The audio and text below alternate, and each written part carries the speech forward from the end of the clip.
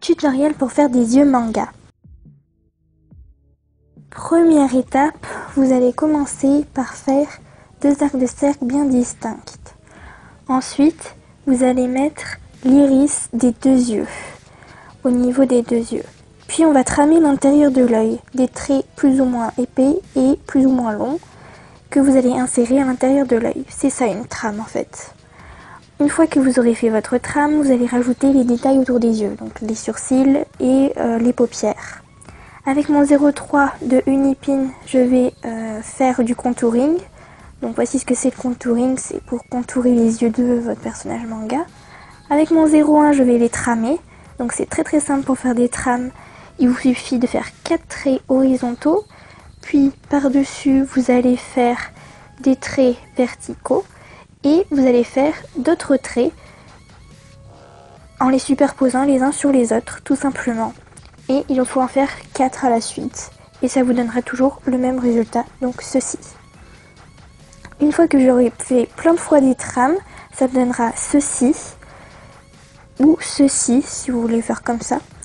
Mais tramer à fond, parce que ça fera un super joli résultat, comme vous le voyez. Donc je vous conseille de beaucoup tramer, ça en fera un super joli résultat.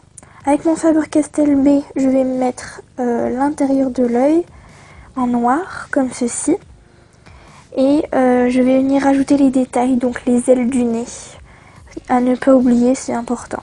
Avec mon Faber-Castell B gris pâle, je vais ensuite mettre sous les sourcils, à l'intérieur de l'œil, en dessous de l'œil. J'insiste bien sur les ailes du nez, sur les petits détails sous l'œil. Je n'hésite pas à gommer, c'est important. N'oubliez surtout pas cette étape, le gommage. Enfin, gommer, c'est important. Donc voilà. Ensuite, puisque je n'aime pas finir un dessin, je fais le visage. Mais pour ça, vous retrouverez ce tutoriel dans une autre de mes vidéos. Maintenant, on va s'attaquer aux garçons. Pour les garçons, je ne suis pas douée. Donc vous faites un deuxième trait plutôt à l'extérieur de l'œil, plutôt, comment dire, en virgule. Vous allez faire des traits plutôt rudes, parce que les garçons ont des traits plutôt rudes alors que les filles ont des traits plutôt ronds. Et vous allez mettre l'iris de l'œil, donc toujours avec des traits rudes, plats, carrés. Ensuite vous placez la lumière dans l'œil, puis vous allez placer les trames. Moi j'ai fait des hachures, mais c'est pas ça les trames, donc voilà. Et j'ai fait tout autour de l'œil, donc les sourcils, voilà.